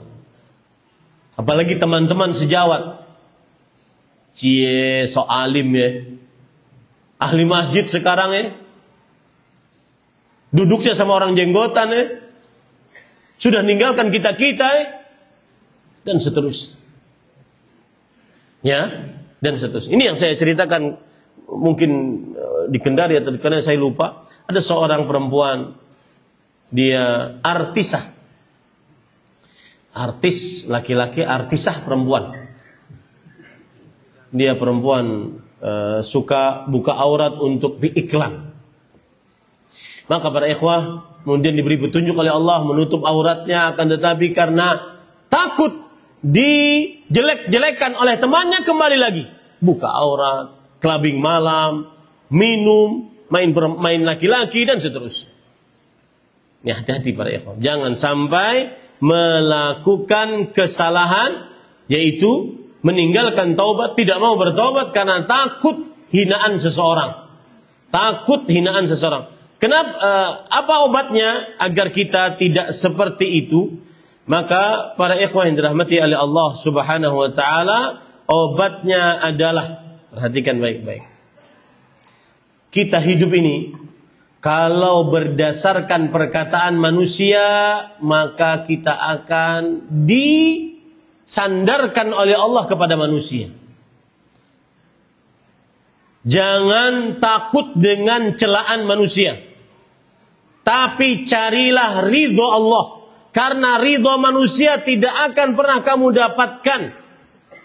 Rasulullah SAW bersabda, "Manil tamasa ridho Allah bi sakhatin nas sakhitallahu alaih wa askhatu anhun nas."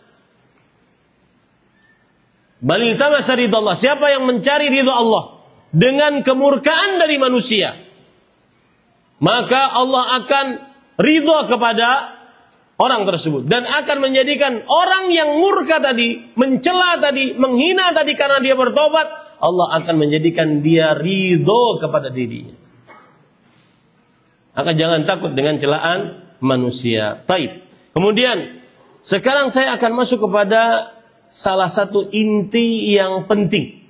Ustaz, bagaimana cara bertobat apabila kita pernah mengambil hak orang lain atau menyakiti badan orang lain atau menzalimi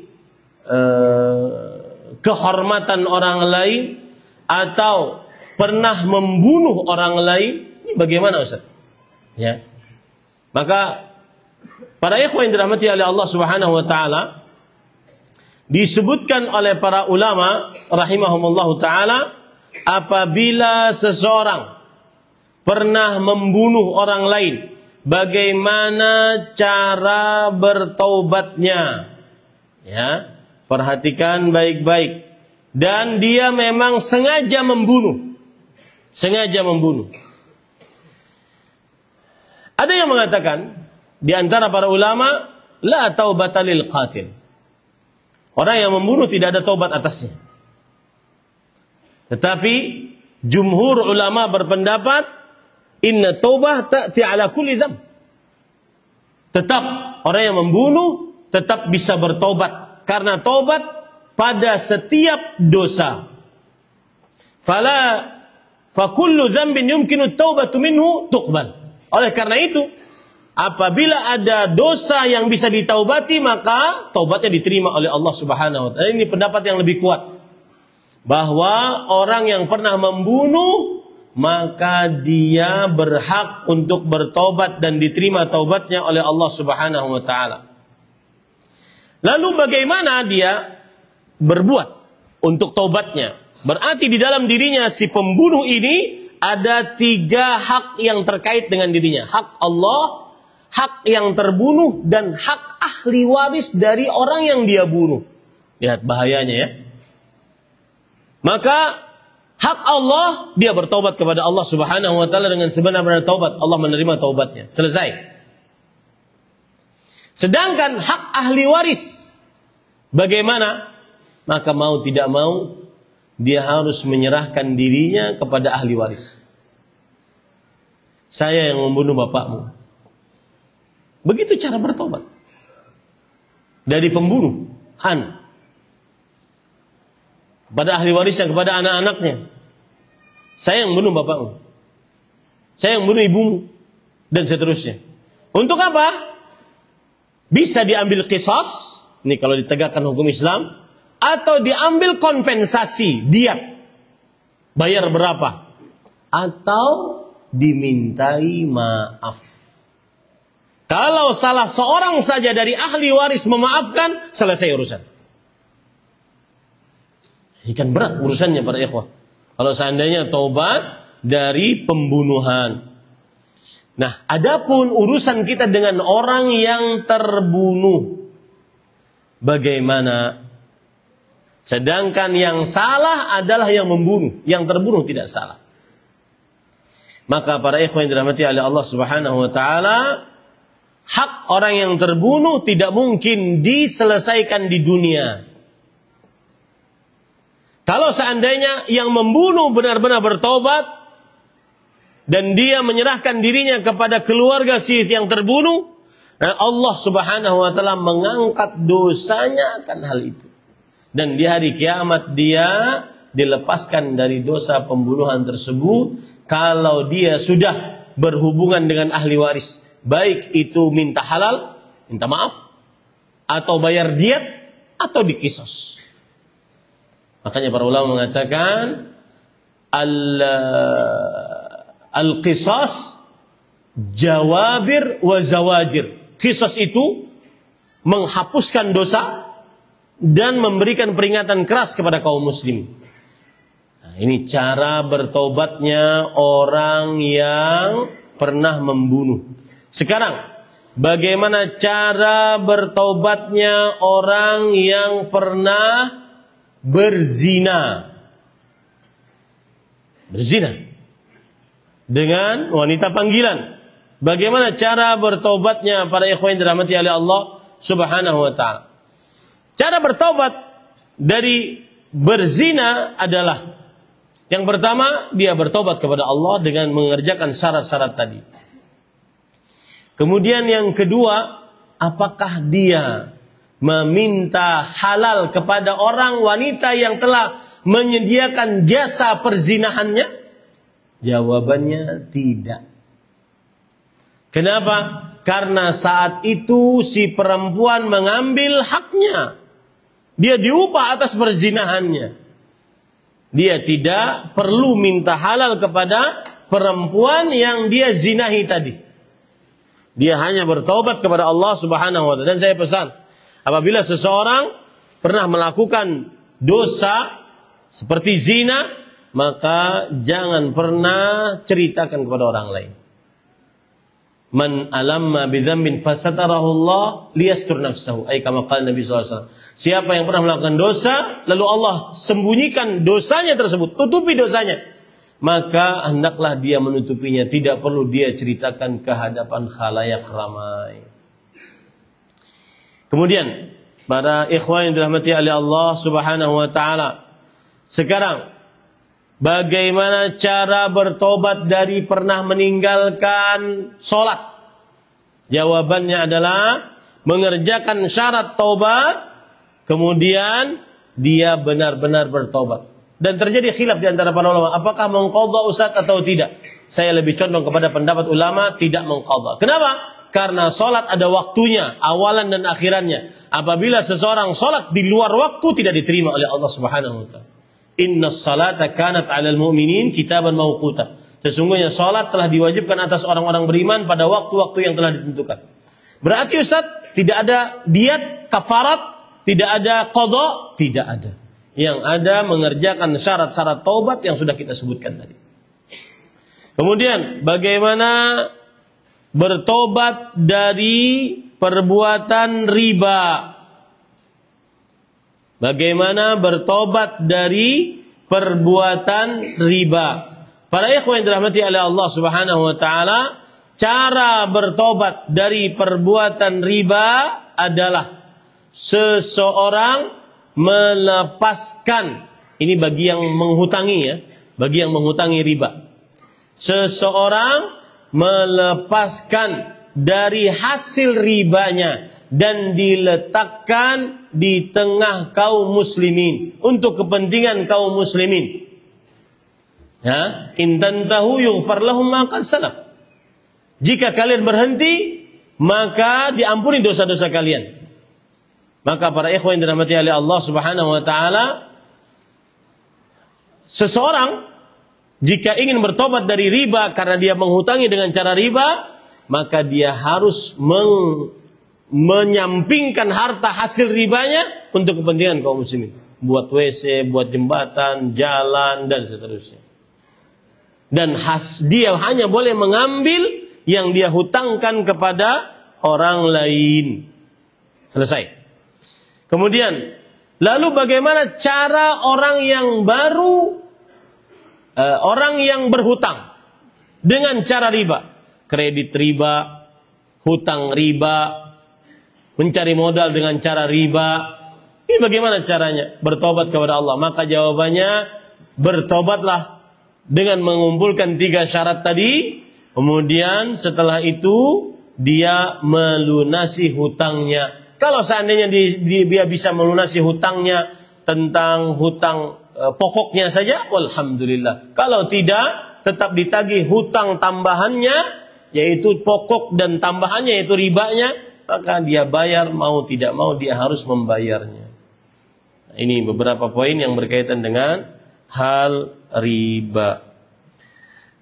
Baik, alhamdulillah selesai kajian ini, mudah-mudahan bermanfaat. Tanda diterimanya taubat seperti apa? Jawabannya adalah, perhatikan baik-baik. Jikalau ditanya, apa tanda orang diterima amal ibadahnya? Apa tanda orang hajinya mabrur? Apa tanda orang puasanya menghasilkan ampunan dosa? Apa tanda orang mendapatkan Lailatul Qadar? Maka jawabannya tidak ada tanda secara eksplisit berdasarkan dalil yang sahih. Nggak ada. Tetapi para ulama menyebutkan salah satu tanda amal soleh diterima adalah al-hasanatu ba'dah. Min alamati qabulil amal al-hasanatu ba'dah. Termasuk tanda diterimanya amal ibadah adalah seseorang beramal setelah beramal soleh. Jadi istiqamah di dalam amal soleh. Maka bisa dikatakan tanda secara umum taubat diterima oleh Allah adalah dia istiqamah di atas taubatnya. Itulah tanda taubatnya diterima oleh Allah Subhanahu wa taala. Wallahu a'lam. Bagaimana cara bertobat dari dosa di dunia maya? Misalnya chat maksiat di grup dan dosa dunia maya lainnya. Maka jawabannya adalah bertobatnya seperti yang sudah kita sebutkan tadi.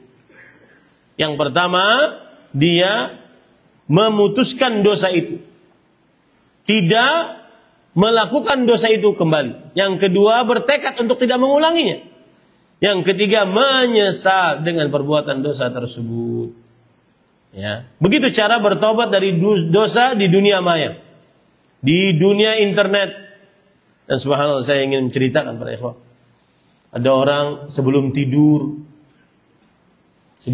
nih, dia wudu, kemudian tidur di atas wudunya, tidur dalam keadaan suci. Sebelum tidur dia baca Al-Quran, Al-Ikhlas, Al-Falaq, An-Nas, 2 ayat terakhir surah Al-Baqarah, ayat kursi, kemudian surat Al-Mulk, kemudian dia baca doa-doa dan zikir-zikir tidur. Dan saya katakan, doa dan zikir tidur adalah doa dan zikir yang paling banyak. Beda dengan zikir-zikir yang lain. Kenapa? Karena mungkin kita setelah di dalam tidur tidak bangun kembali. Bedakan keadaan orang yang saya sebutkan tadi dengan orang yang ketika mau tidur dia scroll haram sampai tertidur. Tidur di atas maksiat. Ya. Sangat berbeda jauh pada ikhwan yang dirahmati oleh Allah SWT. Dan ketika dia bangun pagi pun sangat berbeda jauh. Yang ini penuh dengan kesemangatan, penuh dengan sportivitas, penuh dengan tekad yang bulat untuk hidup yang baik dan beramal saleh. Sedangkan yang ini capek mata, sakit kepala, dan seterusnya. Ini para ikhwan yang dirahmati oleh Allah, maka bertobatlah dari dosa yang dilakukan di dunia maya. Mungkin kalau yang dimaksud Ustadz, bagaimana dengan seseorang melakukan hubungan atau komentar-komentar negatif terhadap orang lain di dunia maya, maka pada saat itu kalau dia bisa menghapus, hapus. Ya, wallahu a'lam. Bagaimana cara bertobat dari dosa korupsi waktu? Kadang sengaja terlambat dan kadang cepat pulang sebelum jam pulang kantor. Maka jawabannya, para ikhwah, perhatikan baik-baik ini. Pegawai yang sudah tanda tangan kontrak di perusahaannya, di tempat dia kerja, dia sebenarnya sedang menjual waktunya sebanyak 8 jam, dari jam 8 sampai jam 4. Maka tidak boleh dia kerjakan di waktu itu kecuali untuk pekerjaannya. Kalau dia kerjakan selain pekerjaannya, berarti dia menipu. Man ghasya falaysa minna. Siapa yang menipu bukan dari kami. Ini harus diperhatikan. Yang di kantor main game, pas dilihat jenggotan. Yang di kantor nonton anime, ya, padahal itu bukan pekerjaannya, bukan tugas kantornya, maka berarti dia sudah korupsi waktu. Bertobatlah kepada Allah. Apa yang dia hasilkan, kalau dia ambil gaji yang sempurna, maka itu sebagiannya haram, karena dia tidak bekerja sempurna. Bahkan Syekh Abdul Muhsin bin Hamad Al-Abbad, beliau punya buku judulnya Kaifa Yu'addil Muwazzaful Amanah. Bagaimana seorang pegawai menunaikan amanahnya. Beliau menceritakan sebuah kisah bahwa, ini perhatikan, para pelayan masyarakat tidak boleh menunda-nunda untuk melayani masyarakat. Kenapa demikian para ikhwah? Karena dia sudah menjual waktunya. Dengan menjual waktunya dia dapat gaji untuk melayani masyarakat. Dia tidak boleh mengatakan kepada masyarakat, Pak, datang besok ya, besok baru selesai. Enggak, kerjakan sekarang. Kalau seandainya seseorang dia punya rumah, tuan rumah, dia berhak menolak tamu, berhak itu. Tapi kalau dia pelayan masyarakat, digaji atas pelayannya terhadap masyarakat, dan itu waktu untuk melayani masyarakat, tidak boleh dia menolak masyarakat. Karena itu adalah khianat dalam beramal, dalam bekerja. Kemudian juga termasuk pengkhianatan. Bahkan disebutkan oleh Syekh, ketika seseorang di waktu kerja menggunakan untuk ibadah-ibadah sunnah, maka diharamkan Kenapa? Karena dia sudah mengambil waktu yang wajib untuk bekerja, dengan waktu wajib tersebut dia mengambil barteran gajinya, sedangkan dia gunakan untuk mengerjakan amalan sunnah, maka ini tidak diperbolehkan. Lalu bagaimana Ustaz bertaubatnya sebagaimana pertanyaan? Jawabannya adalah, pertama, dikonsultasikan kepada HR, bagian kepegawaian. Saya ingin bertaubat. Pasti bagian kepegawaiannya juga nggak tahu, bingung dia. Maka kalau begitu kita ambil inisiatif bahwa seberapa kita pernah mengurangi waktu kerja kita, maka seperti itulah kita menambah dari waktu kebiasaannya, agar impas. Wallahu a'lam. Cara bertobat dari sistem.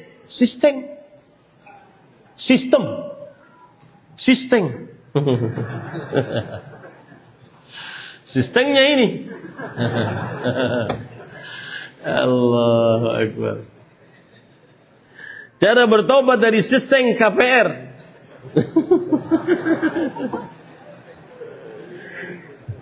Dan leasing, yang mana jika kita ingin melunasi cicilan akan dikenakan penalti atau denda. Maka para ikhwah, perhatikan baik-baik. Saya berpesan sebelum saya jawab pertanyaan ini.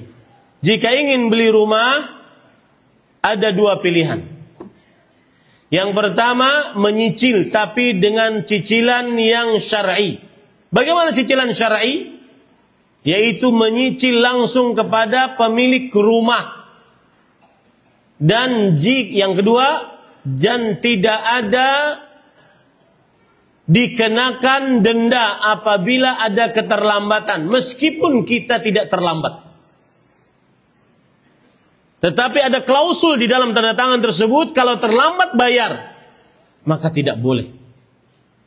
Baik Anda menyicilnya kepada developernya langsung, pemilik rumah, ataupun Anda menyicilnya kepada bagian keuangan, perbankan, ataupun orang-orang yang meminjamkan uang, lembaga-lembaga yang meminjamkan uang. Syaratnya adalah tidak boleh untuk ada penalti atau bayar. Ini cara yang pertama. Cara yang kedua, kumpulkan duit sampai bisa membeli rumah secara tunai, cash. Ini nasihat, ya. Dan lebih baik kita mengumpulkan secara tunai, nanti baru kita bayar, daripada kita cicil tetapi kita kemudian berhutang riba. Karena pada hakikatnya begini, saya pembeli, di sini pemilik rumah, di sini bagian keuangannya. Hakikatnya yang boleh sebenarnya bagian keuangan membeli rumah, kemudian menjualnya kepada saya dengan seberapapun cicilannya, asalkan benar-benar beli. Kemudian setelah itu saya menyicil kepada bagian keuangan ini dengan syarat tidak ada penalti kalau keterlambatan, meskipun kita tidak terlambat. Tetapi perbankan kita di Indonesia tidak mengizinkan itu. Bahkan yang syariat pun tidak diizinkan. Bahkan yang syariat pun tidak diizinkan. Ya. Kenapa? Karena bisa dikhawatirkan nanti kolab, kredit macet, dan seterusnya. Baik. Ini para ikhwan. Lalu bertobatnya bagaimana, Ustaz? Yang sudah kita lakukan, maka yang sudah kita lakukan lunasi sampai selesai. Dan bertobat, jangan menghutang secara kredit lagi dengan cara yang riba. Wallahu a'lam. Ini yang bisa disampaikan, apa yang baiknya dari Allah Subhanahu wa taala. Saya jujur sangat berterima kasih diundang oleh panitia, terutama panitia-panitia dari Dewan Kemakmuran Masjid yang mengadakan kajian-kajian selama saya di Kendari dan Konawe, dan terutama lagi yang menjadi pengurus dan anggota Muslim Biker Indonesia chapter Kendari. Mudah-mudahan kita semua diberikan berkah oleh Allah Subhanahu wa taala dalam kehidupan kita, dan saya berdoa kepada Allah dengan nama-nama Allah yang husna, sifat-sifat yang mulia, semoga kita bisa berkumpul lagi di majlis-majlis ilmu, di rumah-rumah Allah Subhanahu wa taala, di kota Kendari dan kota Kenawe dan selainnya. Kalau tidak berjumpa, maka saya ucapkan sampai jumpa di surga firdausnya Allah Subhanahu wa taala. Subhanakallah bihamdik, asyhadu an la ilaha illa anta, astaghfiruka wa atubu ilaik. Mohon maaf kalau terlalu panjang, tetapi saya katakan saya baru 6 tahun, setiap 6 tahun baru diundang ke Kendari. Jadi wajar kalau seandainya agak lama sedikit, dan ini tidak menyalahi sunnah Rasul sallallahu alaihi wasallam. Kalau ada yang bertanya-tanya kenapa salatnya diakhirkan, karena Rasul sallallahu alaihi wasallam pernah mengakhirkan salat dan beliau mengatakan laula an asyqa ala ummati innaha lawaqtuha. Kalau seandainya tidak menyulitkan atas umatku, maka sebenarnya salat Isya yang paling afdal adalah diakhirkan. Sallallahu Nabi Muhammad walhamdulillahirabbil alamin. Wassalamualaikum warahmatullahi wabarakatuh.